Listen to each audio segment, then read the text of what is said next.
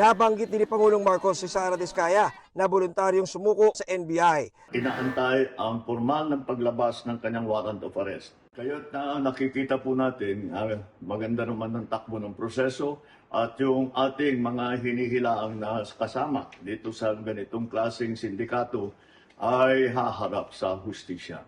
Sa tanggapan ng NBI, nagpalipas ng magdamag si Diskaya na nahaharap sa mga kasong graft at malversation dahil sa umunoy Ghost Flood Control Project sa Davao Occidental.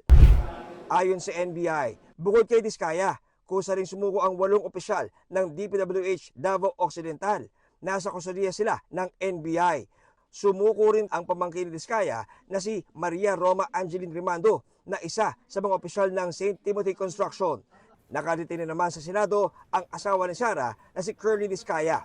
Ayon sa abogado ng mga Diskaya, nakabinbin sa Pasay City RTC ang kanilang petisyon for certiorari para questionin ang kanyang pagkadetine sa Senado.